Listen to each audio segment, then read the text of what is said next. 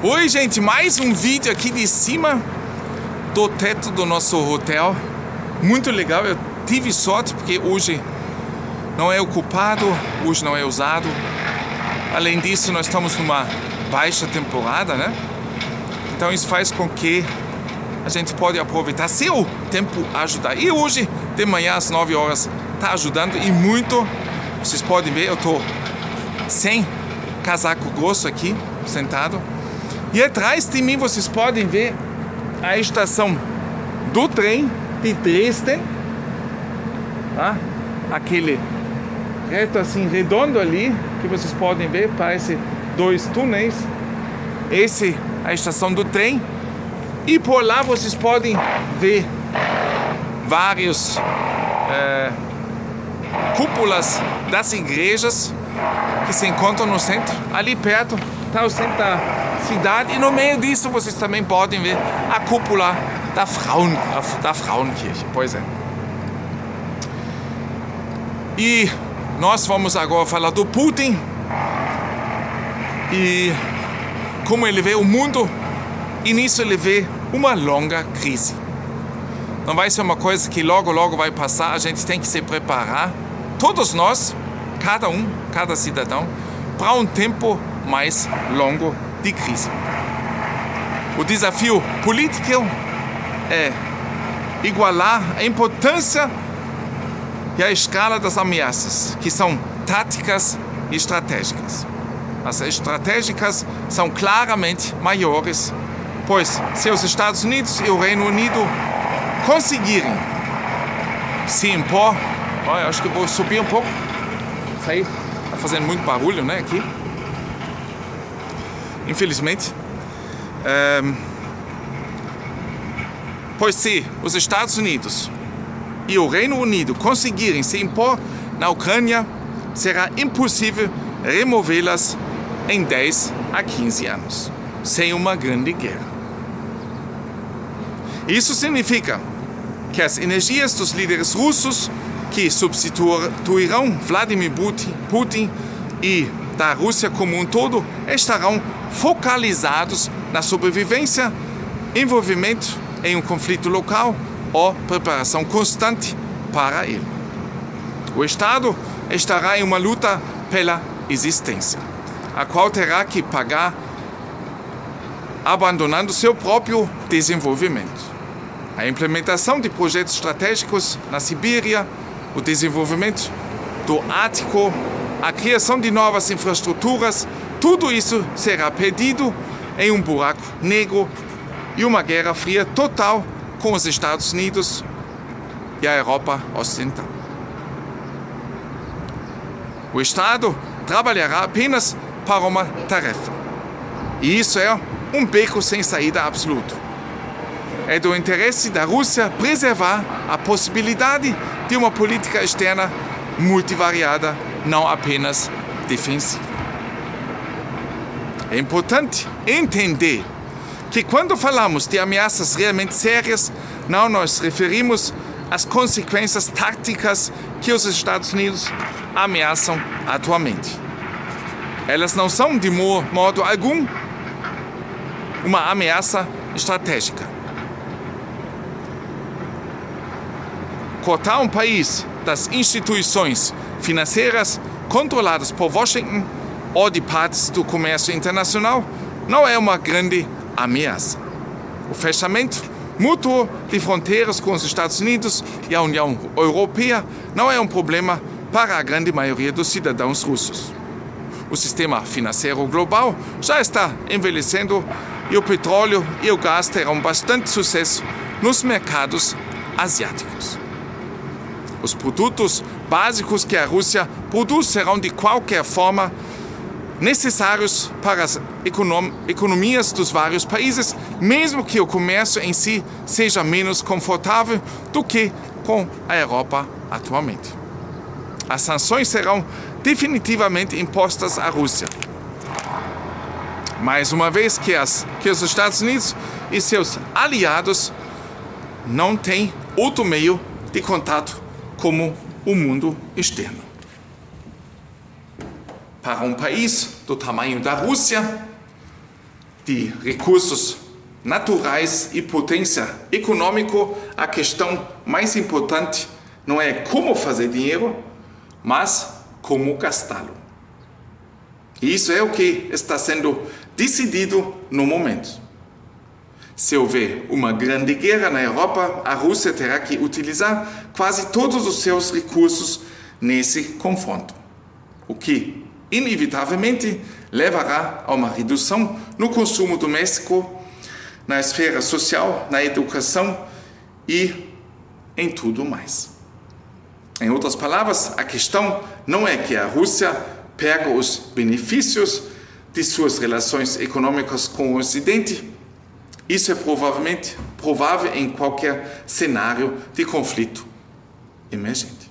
O verdadeiro problema será uma situação em que a Rússia terá que gastar uma parte maior dos ganhos de suas relações com outros parceiros no confronto na Europa. Putin disse, depois que os Estados Unidos entregaram suas contrapropostas à Rússia há uma semana, o confronto diplomático entre Moscou e Washington entrou em uma nova fase. Ambos os lados são claros que uma solução militar para o problema ao mais alto nível não é politicamente desejado. Não haverá vencedores em uma grande guerra entre a Rússia e os Estados Unidos e, portanto, é inútil iniciar a guerra. Não por medo da probabilidade de aniquilação universal, mas precisamente porque não há sequer uma chance teórica de vitória. Naturalmente, não podemos descartar a opção de escalada, mas isso é o menos provável. E mesmo no caso de um conflito local, as partes podem se abster de cruzar as linhas mortais.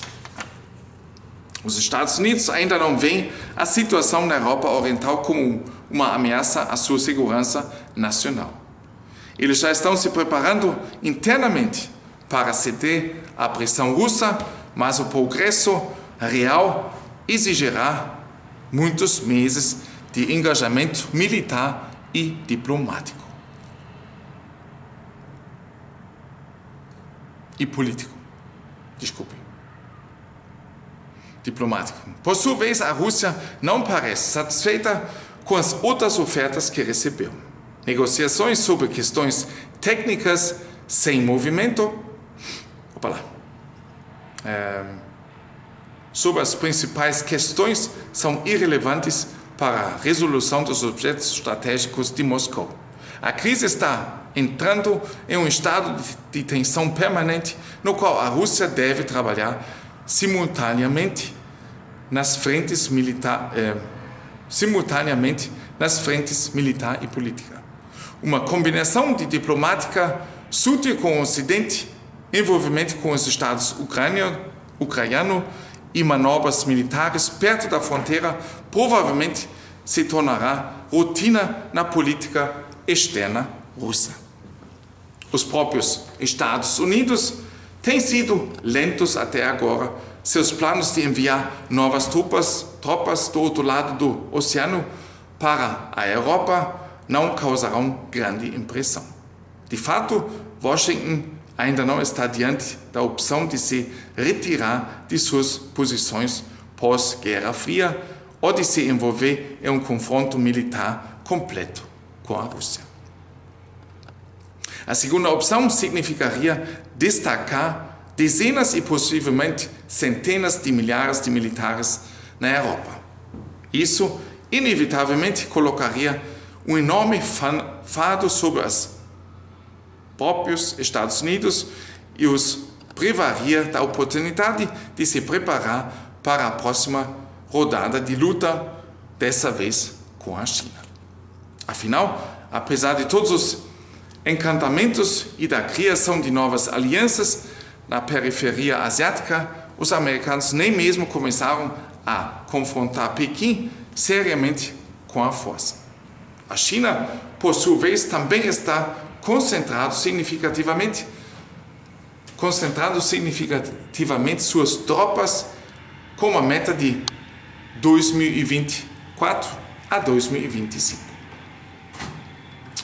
A pandemia permitiu às autoridades chinesas apertar seriamente seus controles domésticos e abolir muitas das restrições herdadas dos dias de amizade com o Ocidente.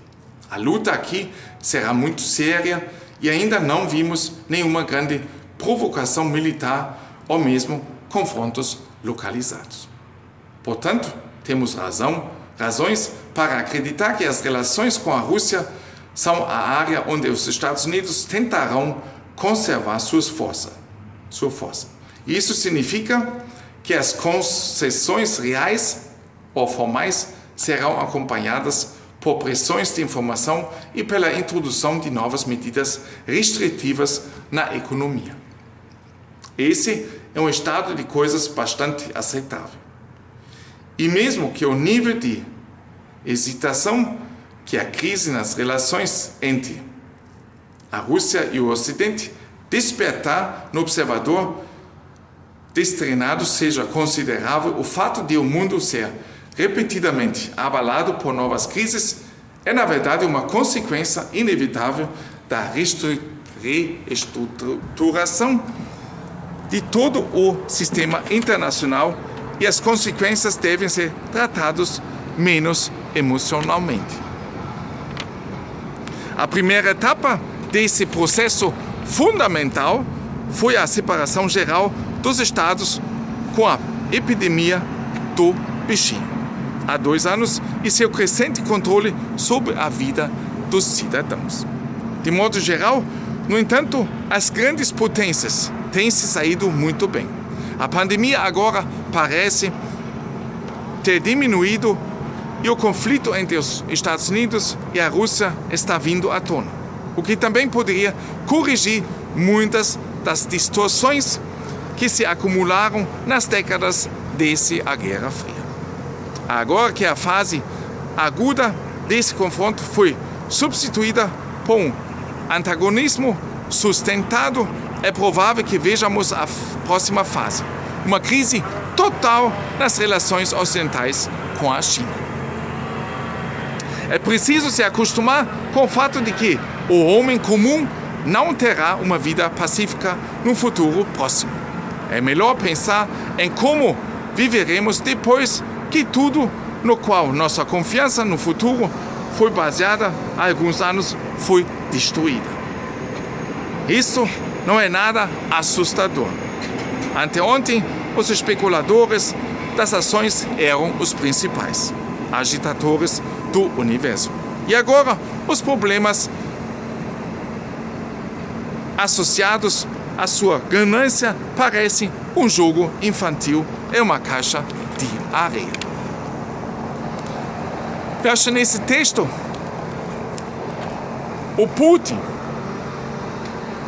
o que ele diz foi bem claro e bem lógico e sem emoção. É bem isso que eu acredito que a gente precisa nessa hora. Eu não posso dizer que eu adoro o Putin, mas eu acho assim, o que ele fala são coisas certas. E o que o Ocidente está produzindo, para mim, novamente, é uma certa manipulação, infelizmente. Mas nós vamos ver o que vai acontecer no futuro. Enquanto isso, deem uma olhada ali, lá na ferroviária da cidade. Gente, forte abraço, a gente se vê novamente, eu espero, no outro vídeo nosso. Até mais, aqui no canal Caio Alemão. Forte abraço.